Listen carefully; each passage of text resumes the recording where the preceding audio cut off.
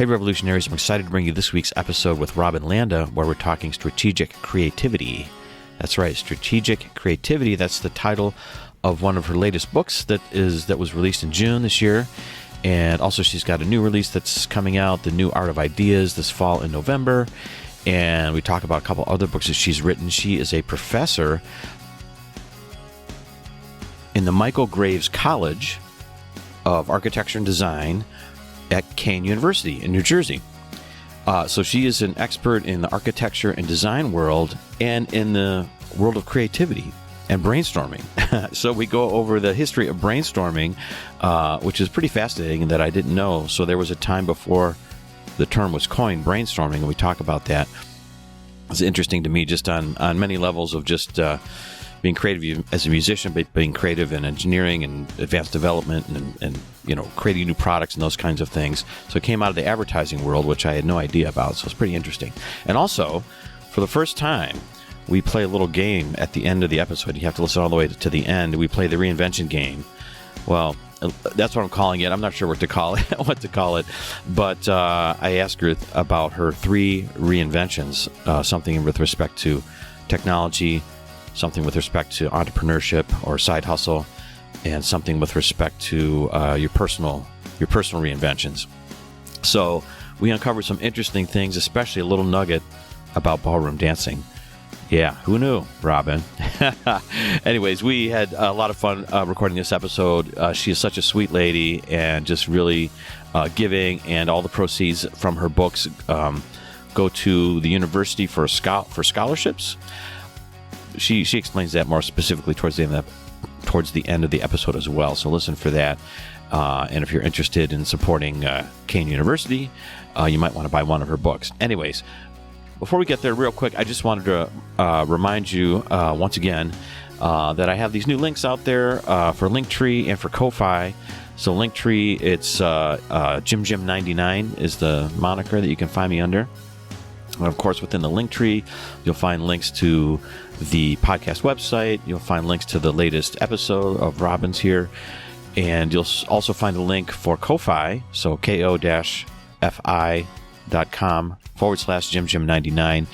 And of course, that's a way you can show your love for the podcast and donate either one time or do a recurring donation to keep the podcast rolling. So a lot of people have been asking me over the years, hey, how do I kind of show my love for the show? I want more content of this style or whatever. I want to keep it rolling. So that's how you do it. You go to ko-fi.com/JimJim99 and share whatever you like, and I say, get your love train rolling. Okay. Like I always say, I don't really like support. If you really are interested in the show, if you really get something out of it, let's get this sort of, resonance thing happening where, I'm putting out good vibes in the world. You put them back, and we'll keep it up to an upward spiral here of good vibes, So that's what you need to do. If you're so inclined, of course. If you're so inclined. If you're not, that's fine too. Anyways, so I got those links out there, so check them out. But right now, let's get to Robin's episode. Let's do it right now. Welcome to Jim Jim's Reinvention Revolution podcast, the show that explores reinvention in the digital age as it relates to career, creativity, and technology. Stay tuned for interviews with professionals, entrepreneurs, and creatives that have reimagined success and are making a pivot. If you'd like to listen to the entire back catalog, visit JimJim'sReinventionRevolution.com for instant access. And now, here's your host, Jim Jim. Hey everybody, hey, this is Jim Jim. Welcome to episode 98 of Jim Jim's Reinvention Revolution podcast. And I'm talking today with Robin Landa, and we're talking strategic creativity.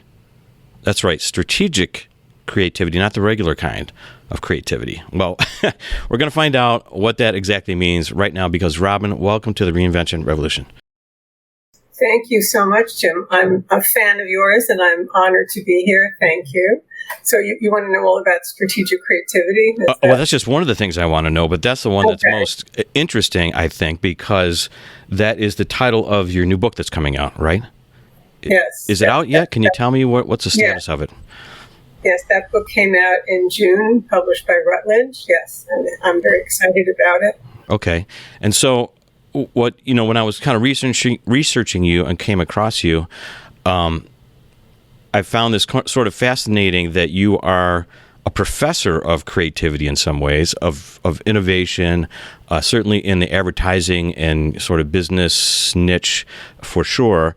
My background is in technology and advanced technology development, which requires a bunch of creativity. I'm thinking I wonder, I never thought about so specifically sort of the history of creativity. And one of the things you mentioned when we were first talking was the history of brainstorming in particular, and how that there was a certain advertising executive or business executive that coined the term way back when, right? Of brainstorming. So I just want to read this real quick, and then I want to get your comment on, okay? So it says here, the word brainstorming was originally introduced by Alex F. Osborne in 1953 through his book, Applied Imagination, Principles and Procedures of Creative Thinking. So I was like, I never even would have imagined that this was like a historic fact of some sort that the world I've lived in, I've always known of brainstorming. But this new book relates to it. So tell me first of all, what you think of the original definition of brainstorming, how you've taught it over the years, or what you think about it, and how this new book that you're writing relates to it. Well, brainstorming everybody's heard of, and it's really interesting that two of the most employed creative processes were devised by advertising guys. Mm-hmm. So as you said, Osborne created brainstorming. He also offered some other techniques that are very helpful. But brainstorming in his mind was to be used in a group. And he had set rules, like 5 or 6 people, and you contributed ideas, and nobody judged the ideas in the first round, and you built on each other, and then later on you edited and looked them over. And then there was another process that was introduced by James Webb Young around the same time, a 5-step process of conceiving ideas. But he kind of riffed off of a British philosopher named Graham Wallas, who introduced it in 1926. So Osborne's is really more original than James Webb Young, but those two processes are the ones that most people use. I see. And where did they have the most impact? Like, you saw this in certain industries of the time. Obviously, we're much more, well versed in this type of thinking, thought process now across all corporations. But back then, where was the immediate impact that people felt it, you think? Well, with both James Webb Young and Osborne, they were both ad men. So okay. It was in that industry. And the reason that I'm so interested in how to generate ideas is that advertising, when you're on the creative side of advertising, you have to come up with new ideas every day, mm-hmm. and many ideas every day. Right. So it's one of the most demanding disciplines for new ideas, original ideas, ideas that will capture people's attention. And of course, now everybody needs ideas. We're in an idea economy, right? Yes, absolutely. And also, just a point for your listeners, although Osborne conceived brainstorming for a group, you could absolutely use it on your own. Right. Well, that's what's interesting to me, coming from the engineering world, and kind of what I learned throughout my corporate career is what's interesting about all this stuff is the process. So it's not necessarily the end goals or what you're doing, but it's sort of this structured thinking in a way that you might not be able to pull out of yourself normally, or you might not have been exposed to. But certainly when you're around people that are more, quote, more creative than you, or whatever that means, you just see how they work. And that's the takeaways. You take away their process. You're like, you can't take away their innate ideas that they come up with, right? But you see how they go about it, how they go about thinking, what the inputs are. And that's what's really, I guess, interesting to me. And that's what I got out a lot of, my experiences with kind of being creative in the business sense, or when you have a goal where you're like, I got to solve this problem. How do you solve it? So, okay. So that's kind of the history of where things were. And you mentioned in your book, one of the motivations for the book was that you thought this process had not been updated in X number of years, like in a long time. Like, we all kind of latched down to brainstorming. It's such a great visual buzzword for yourself, right? But why do you think things need to be different now, and what have you come up with?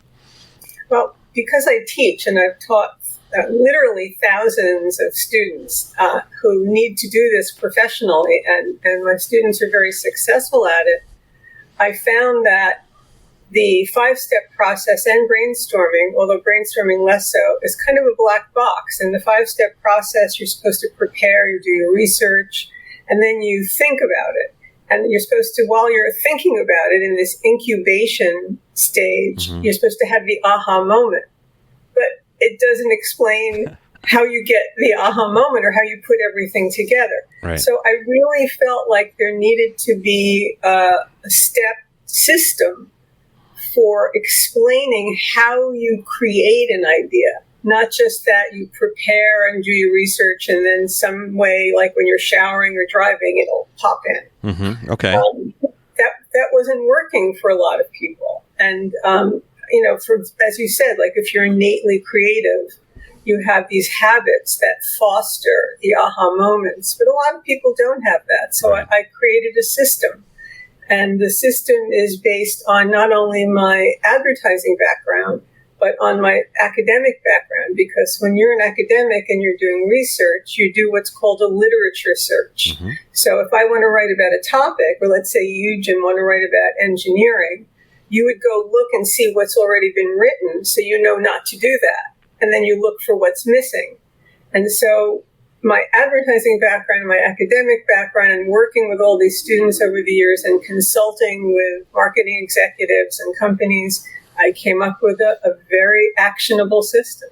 I see. Okay. Well, can you give us an example? Maybe take an idea through it, or are there like 3 points to it or 5 points to it? How would you break it down? Yes, there are 3 points. Okay. And it's very easy to remember because they all start with G. Okay. So they're the 3 Gs. So it's very, very easy to remember. You have a goal, and that's what you want to attain. That's what you want to achieve. And a lot of people think a goal is an idea, but it's not. It's just the beginning. Then you have a gap, and that's what I was just talking about, which is like what's missing.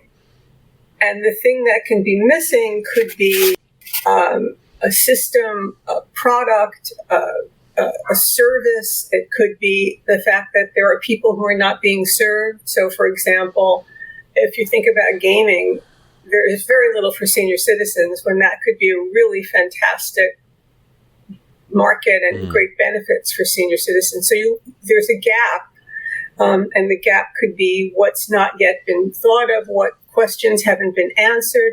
And then, of course, there are all these endemic problems that we need to address, like homelessness and world hunger and clean water for everybody. So there are tons of gaps that need to be filled. And then the 3rd G is gain. What would somebody gain from the goal and the gap? And my whole philosophy is that someone has to benefit, whether it's an individual, society, the planet, or creatures. Otherwise, it's not worthwhile. Right. I mean, you can pursue something just for profit, but that's not my bag. I'm really into the triple bottom line, which is profit, people, and the planet. Right. Well, it makes sense. And like we talked before, I think that's the best businesses out there, the ones that really resonate, do have the triple bottom line just naturally. You know what I mean? Even if you might start out just thinking about just profits in the near term because you're like, I need cash. I need to do something for myself right now. When you have that larger vision and you're really helping people, that's what really resonates. Okay, so you have the 3 Gs. I like this. Okay. So is there more of a structured process behind how you go about sort of defining those? Are you doing this individually? Is it within a group? Like, are there any kind of more structured rules to it? Or is that just kind of the refocusing how to approach this thing? Yeah, you can do it in a group, sort of like a brainstorming group where you talk about your goal. And certainly in a team, in a company, you talk about the goal and you have to, and I give all kinds of explanations about, is it the right goal? Are you asking the right questions? Are you headed in the right direction? Maybe you haven't posed the right question even. So you really want to scrutinize that goal, interrogate it. And then you really want to look for that gap. That gap is crucial in my process as to what's missing. And then, of course, who's gaining? And is it worth the going through the whole idea for the gain at the end. And I can give you a really easy example that would work for anybody at home listening. My daughter, when she was 3 years old, had a couple of nights of bad dreams. And we wanted to stop them, of course, because she wasn't sleeping. My husband wasn't sleeping. I wasn't sleeping. Right. So I did my research. I went on to different websites, John Hopkins medical website, and it said cuddle her and comfort her and leave a little light on and leave the door open. And we did all of that. And there were the nightmares. Okay. So my goal was to get rid of the nightmares, right? We all needed some sleep. And I had a goal, and the goal was pretty simple. The gap was, what do you do? There was hardly anything out there other than this medical advice. So I thought, okay, I'm going to take a tea box, empty it out, wrap it in nice paper, and I said to her, Haley, tell your bad dream to this box. And she did, and I said, okay, now I'm closing the box, and I'm putting it away, and you're not going to have any more bad dreams. And she said, why? And I said, because it's magic. and at 3 years old, they still believe in magical. They still employ magical thinking, right? Mm-hmm. The tooth fairy was going to come, right? Right, sure. Still magical thinking. And that was it. It worked. And the gain was that the bad dreams stopped and all of us got some sleep. And it worked so well that I actually went and talked to two prominent psychologists about this technique that I had developed based on the 3 Gs. Right. And they said, oh, yeah, we even do that with adults. We compartmentalize. It's called compartmentalizing. Right. Yeah.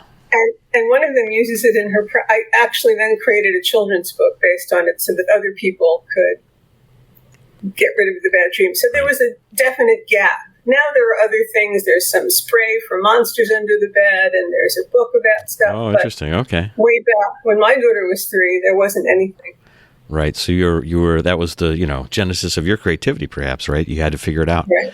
That's interesting. Okay, I like that. So this is. I see how this can kind of flesh out things, or flush out, or get your brain maybe in on the right track of really focusing in on the gap and the gain part. Once usually people have a goal, or there's an issue that comes up, and that's why you're there in the first place, right? Right. Where does the strategic part come in? So you say strategic creativity.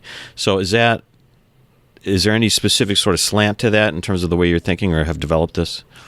Yes. So creativity, when people think of creativity, they usually think of something like the musical Rent or the opera La Boheme, where everybody's just, they're poets and painters and they're Garrett and they're suffering, and the creativity is freewheeling, and you don't have to really think about it strategically because you're creating for yourself and then a very small audience, perhaps, who might get it and who might not get it. Right. But in my field, in advertising, people have to get it, and they have to get it really fast. And the same thing in branding and in graphic design. It's very, very fast mass communication. So strategic creativity, the difference is that you are solving problems creatively, you're anticipating issues, you're thinking empathetically about your audience all the time, what's in it for them, and you're really just thinking appropriately and targeting the people who need the benefit at the end. So there's always got to be a benefit in the strategic creativity. So it's very similar to my 3 Gs. The element of empathy is in both processes. Right. Yeah, it makes sense. It's more targeted, focused. Okay, I get it now. Versus like, I'm just going to be creative and I don't really care about the audience. And I think that's kind of can be a rub sometimes with maybe the fine arts or music, where you're, that's so individual. It's almost selfish in a way to be creative. It's like, I'm just doing this for myself. If it resonates, fine. If it doesn't, fine. But that's a real different endeavor versus you have something on the line. We got to sell some things this quarter or whatever it might be. So I got you. But the 3 Gs do work in the fine arts, and there are artists who fill gaps in particular things, but it's a little harder to pinpoint in the fine arts, whether it's a play or a short story or For example, there's a recent play by Jeremy O. Harris called Slave Play, and the subject of his play, no one had ever touched that subject before, about interracial sexual relationships. And it was a really controversial play, and he won like every award there was, young playwright. But he definitely had a goal there, and he filled a gap, and there was a gain. So you can do it in fine arts and in the theater and in the arts. It's a little harder to put your finger on. Right, I gotcha. Yeah, and you have to be of that mind that you're interested in doing that. I totally agree. Right. I think to me, I think that's sort of the best way to approach the fine arts, where it's like, I'm doing this for somebody. There's a real audience out there. Like you said, there's a gap where that somebody's not being served. Somebody doesn't know about this or whatever it might be. Versus just, I'm going to be amazing in my own head somehow, and hopefully I find an audience for it. I mean, that's a little bit weird to me, but but that's just me. I mean, everybody could, has their ways of thinking about this and approaching it. So very cool. Well, that helps people understand. Strategic creativity. This is what you're going for. Okay, so. Having said that, okay, I want to highlight these two other titles before we talk about publishing in particular, because this is, like I said before we started, I want to ask you about. But I wanted to highlight, you've written many, many other books. There's just a couple other titles that were speaking to me when I first discovered you, and one goes back to 2015, I believe, and the title was Nimble. Okay, so can you tell people what that was? Because that sounds like it was right when the social media was starting to pop off, like for real, like in this larger, like at scale, all of a sudden moment where like Facebook, Instagram, Snapchat, Twitter, all these things kind of came to fruition. So can you explain what that one was about real quick? Sure. Nimble is really, the title says a lot of it, which is that you have to really be a nimble thinker in today's world. So whether any platform, exactly as you said, Jim, right now, TikTok is very hot and Instagram is very hot, but there's going to be a new platform. In fact, there's Be Real. There's always a new platform. Right. And you have to be nimble in terms of thinking about how you can address the audience that you need to speak to on a new platform. And also, some professions are changing dramatically and rapidly, and because of technology and the convergence of different technologies coming together that provide different opportunities for people.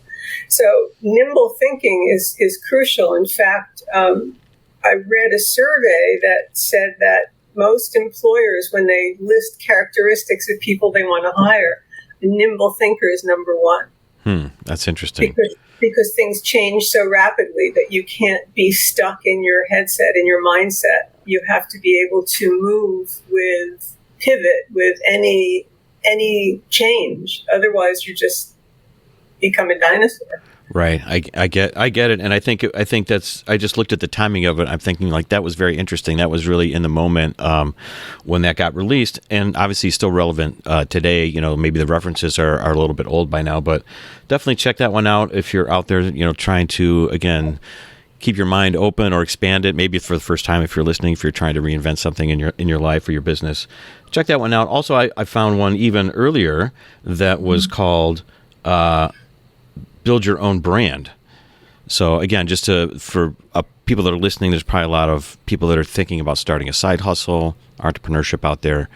Again, I think that timing must have been very right on too in 2013, where again, the internet starts to become at scale, and there's this massive opportunity if you kind of figure out these things, and maybe whether you're an employee, I don't know how you think about it. I know you work with a lot of businesses. I see it as now this is just how we live, where you might have to be building your own personal brand, whether it's a company or it's your own personal brand within a larger corporation. Because now, on your email address, whatever, there's a photo of yourself. Everybody wants to see your LinkedIn. Even internally, when you're in an internal organization, it might be quicker to go look at someone's LinkedIn profile to find out who you're meetings with tomorrow. And it's about this sort of personal way that you need to really embrace that kind of thing. Is that, I'm just assuming that was about, I didn't read it, okay, but tell me a little bit about what Build Your Brand was about when you wrote it. Yes, that's exactly, you're exactly right. I mean, your professional presence in the professional world is a brand, whether you want to admit it or not. So as soon as you start posting on LinkedIn, or you write and design your CV, or you have a bio, or you have an elevator pitch, all of that becomes your personal brand, and it's really your what I call your professional promise. What are you promising to deliver to people? Right. And you really want to make sure that you navigate and control it. And sometimes people are very casual about what they do and say publicly or post. And it has to really be controlled and discipline specific, and there has to be some unity across media channels. Not exactly the same thing. You don't want to stick the same thing across media channels, because each media channel can offer something, a different kind of brand experience for people. But you really need to codify your brand essence, codify your personality, figure out who you are, what you have to offer, what your skill set is. And it evolves, because both our hard skills and our soft skills evolve, and it changes.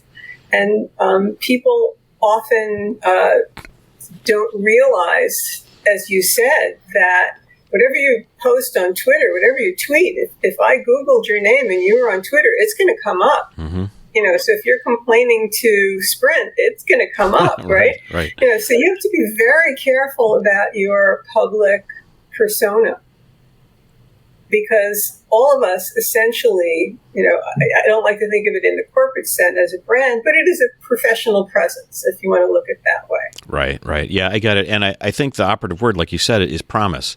So it's, you have credentials. That's kind of a different thing. Like, I studied this, I have that degree, I have these skills. Okay.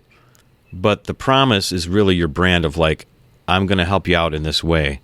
I can accomplish this for you going forward. I can solve your problem, right? Like, that's really the promise of what your brand should communicate, right? Like, hey, Absolutely. That's the guy who can get it done. That's the girl who can get it done, right? Absolutely. Or not, but depending on what you're communicating, right? You could have written the book. That's exactly right. Because it's really not, I did this and this, but what did that do for the company? Right. Like, what was the results of what you did? And what do you bring to the table that can be actionable and get results? Right. And that really is part of who you are. But people are very, very casual and actually somewhat irresponsible sometimes in how they describe themselves. They'll use hackneyed phrases, or they'll use generic adjectives that, if I wrote in my bio hardworking, well, you're hardworking, and my friend is hardworking, and my daughter is hardworking, right? So you have to really pick your words very carefully to be specific to what you promise and what you can bring to the table. Right. I like it. Okay, cool. So check that one out too. All right. So let's fast forward back to reality, back to today, back to these two new releases that you have on the table here for this year: the New Art of Ideas and Strategic Creativity. All right. So before we were talking, I want to talk about a little bit about the kind of behind the scenes here, a little bit about the business of publishing. Which I know is on everybody's minds if you're an entrepreneur, or maybe if you're trying to, reinvent yourself in some way or create a side hustle, whatever. You might want to produce some kind of content, right? And the content distribution models are obviously really changing and have really changed over the years. And you're kind of in the middle of that business of publishing, a book publishing, right? And you sit closer to New York, which is probably the capital of book publishing in some ways, right? Tell me your experience about publishing and how you publish. Like, do you publish just online? Is it just digital? Are you physical books? Do you work with a publisher, or are you self-publishing? How do you think about it? How have you done it in the past? My books are through publishers. I have several publishers. I can't even count at this moment, but okay. Most of my books are in several forms, in digital and printed book. Like, I can show you, this is Strategic Creativity that just came out in June, but you can also get a digital version, and Routledge published this very big publisher owned by Taylor and Francis. My next book is coming out by Barrett Kohler, who is a really prestigious, very excited, very prestigious. Well, Routledge is prestigious too. Barrett Kohler, prestigious independent book publisher. I see. And that's going to be my first book that also comes out in audio. And I was very excited to get to listen to the voice. You should do, actually, audiobooks. You have a great voice. Oh, well, hey, well, thank you. I was just going to say, did you voice the book, or did you have someone else do it? Or? No, they have professionals, and I got to select a voice. In fact, I had asked if the person who illustrated my book could voice it, but she's an actress, and that would have been price prohibitive. Oh, I see. Okay, I gotcha. Yeah. But they do have professional audio voices, so I did get to select one. That was really fun. But I've always gone the traditional publishing route. But a lot of people now are having great success with self-publishing. Yeah, right. It's kind of like, it's like in the record business, it's sort of like, the record companies are still there, but if you have a huge TikTok following, it's like whatever, right? It's you have the audience already, so that was the role of the publisher. Tell me a little bit about your specific publisher of Strategic Creativity, the one you are excited about. What do you feel they're going to do for you differently that other publishers haven't been doing, or you saw the change in the previous publishers where they're not? What did a publisher do before the internet? What was the role? Like, what did they really do for you? Well, before the internet and before a lot of the publishing companies became conglomerates, and before the internet, specifically with people pirating books. Right. So publishers were hurting for a while. And in the beginning, they would do some marketing for you. And that's when I found out that I was a brand with one of my publishers when their catalog had an entire section about me. And that was like very exciting. Whoa. Right. Cool, to see that I was a section in the catalog. So they would have, they still have sales reps going around to universities, to faculty, trying to get them to adopt books. But they would do other things. They had newsletters, they had catalogs, they would do some random ads. Now, unless you're Michelle Obama or John Grisham or Malcolm Gladwell, you're on your own. But my one publisher that Barrett Kohler, who's publishing in New York Ideas, actually taught me how to create a marketing plan for myself. They did. Well, that was nice of them to teach you something, I guess, if they wanted to get something out of you. More value, I guess, right? Yes. And I've learned a lot about marketing books. I wish that somebody else would do it for me because I'd really rather be writing than marketing the books, but it's a whole new world. And I'll just tell your listeners something that's kind of interesting. I was on, as you said, the internet changed it all. In one of my books, a book called Draw, I had an illustrator who was in the book.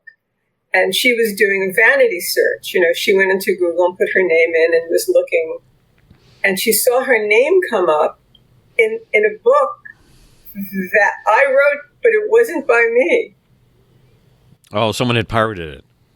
Somebody had pirated my book, not just for themselves, but they had redesigned the cover, made themselves the author, and were selling my book. Oh, my God. As their own. Selectively repurposing content, I guess, And it got great reviews, even better reviews than mine. It's the best book they ever wrote, right? And I called, it was on Google Play that this person was selling the book. And I should have been very flattered because she also stole Harry Potter and a couple of other amazing titles. I don't know how I made it into that company, but anyway, I called Google and they're like, well, you're in the queue. We have a lot of people to deal with. So I called my publisher and they called Google and Google said, well, you're in the queue. Yeah. And so I called the New York Times and in a matter of a day, the book came down off Google and there was a big article about me in the New York Times about pirating. Oh, that's interesting. Wow. That was, well, your work kind of paid off even though you got stung maybe a little bit with sales, but, being out there in the New York Times, that's very interesting. and the journalist said to me, well, how do I know that it's your book? And I said, well, it is dedicated to my daughter, so. Right. Pretty good evidence, I guess. Although that's a great question by that journalist, though. and maybe that's, the role of NFTs or the different sort of blockchain technologies that will help provide clarity for some of those things. Yeah, because that's real stuff that happens. Well, what a great story to share. So beware out there, people, I guess, of what's really going on. Well, thanks for sharing the publishing behind the scenes. I think it's kind of interesting for everybody, again, because we're all thinking about content. We're all thinking about how we might do it, how we would do it, and, obviously hoping that we come up with our own creative ideas of what we might do and who we might help, right? The goal. Okay, let's go over the 3 Gs one more time before we get out of here. What is it? 3 Gs. Goal, gap, and gain. Goal, gap, and gain. Right. Okay. Goal, gap, and gain. Beautiful. Okay. Well, we've got we just got a few minutes left on the podcast. Before we get out of here, there's always one of the key questions I like to ask is about a reinvention revelation. So through your career of writing books, teaching about creativity, and seeing how the internet has come along and really impacted this, perhaps it's disrupted a lot of things in the process. What's a reinvention revelation that you can share with the audience, that something that you've learned along a way of how to pivot, how to think faster, how to be more nimble, whatever it might be, that you can share with people that want to kind of follow along maybe the same path you've traveled, or get going down their path faster in their certain niche or endeavors?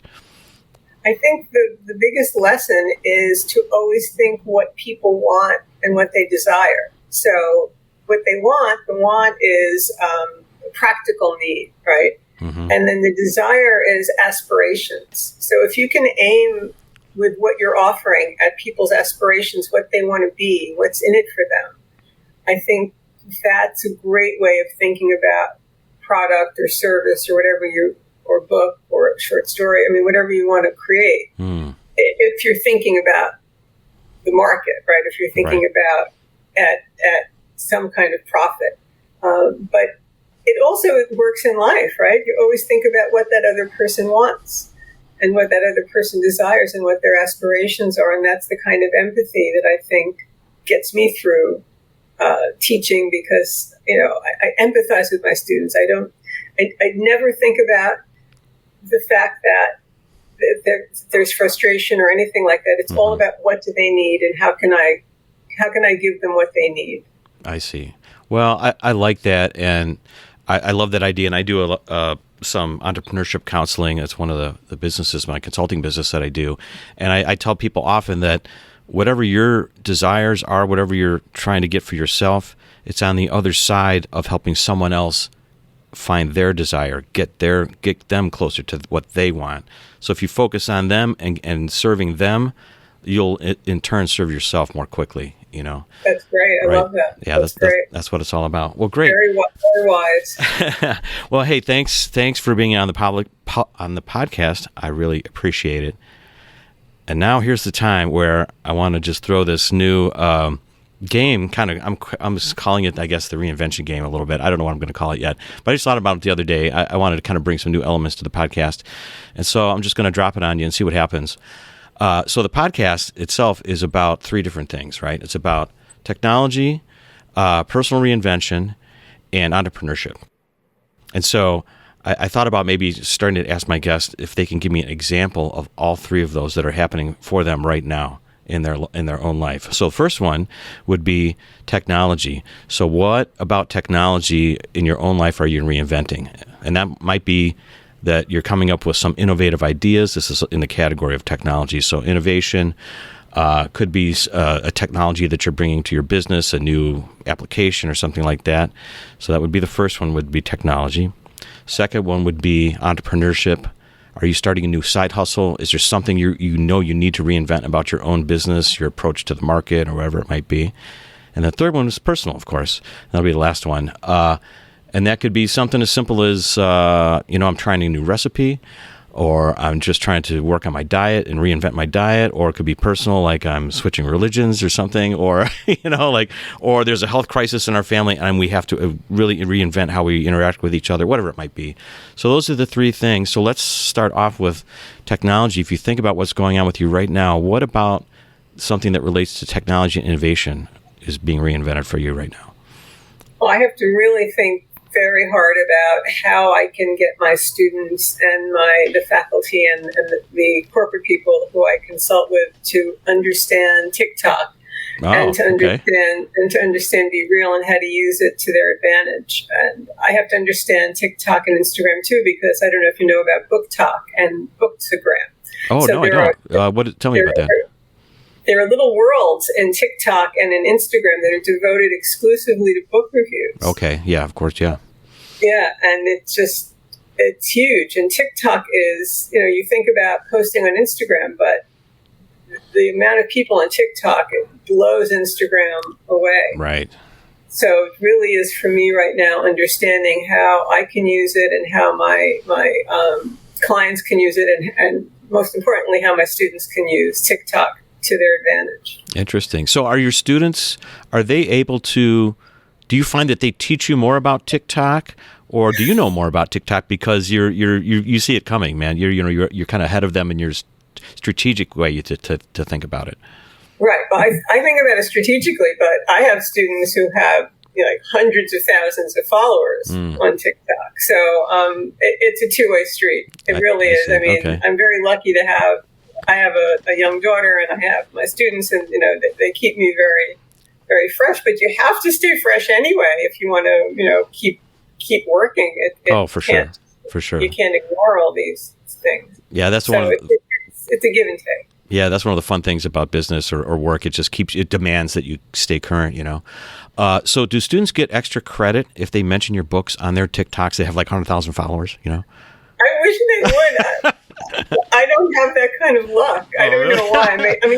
That's what I'd be doing if I was taking your class. Loved, but they don't seem to do it that way. Although I have to tell you, just to go back to your question, when we went into lockdown in March 2020, I had to start teaching online. The university closed its physical doors, and we all started teaching online. Yeah. I was the first instructor in the university to give a TikTok assignment. Oh, I love that. See, I knew it. I knew that we needed to do this podcast. I could just tell. See, the way I curate the guest. Anyways, okay, I love that. All right, so number 2 would be entrepreneurship. So what about your business or the way you think about what's happening on that side of things? What are you reinventing? Well, actually, as I mentioned before, I'm becoming a book marketer because, I'm on a book tour and a student tour, and I'm giving talks and presentations. And so I go from professor to public figure, and that's kind of a little nerve-wracking, especially after lockdown, being, away. But giving presentations, 3-hour workshops, and it's all just reinventing how I instruct or how I market myself. I see. Well, you said, how many podcasts have you done? So far, I've only done about 5 or 6, but I have 20 bookings. Okay, because I knew that was a little bit newer kind of, I guess, strategy for you to do podcasts to kind of get word out about the book. And you were very helpful. Thank you with the microphone and everything. So thank you. Yeah, I'm learning. Yeah. No, that's cool. Well, I like the example in progress of, hey, I need to learn this. It's new. It's the way the world's working now, and you got to be open to it, right? If you want to be a contemporary marketer of books now, this is probably one of the things you really need to do. Very cool. Okay, so, sorry, keep going. I'm sorry, Jim. If I could just tell listeners that I hustle the books, not so much for myself, but I donate the money. Okay. So this side hustle is, because on a teacher's salary, I can't donate that much money it's got to pay the rent and my daughter's tuition and certainly everything. So most of the book money, I'd say 80% of it, goes to scholarships for students. And now anybody who pre-orders my book, that money is going to the International Red Cross for humanitarian relief. Oh, okay. Oh, you didn't mention that before. Okay. Make sure people listen to that. I'll make sure I make a note of it and try to find that organization and put that link in the show notes. Very cool. Is that something that you have always been doing or just recently decided to do? Or? Well, I've always given the money away. Okay. Which, much to my husband's, well, not really, but it's just What are you doing?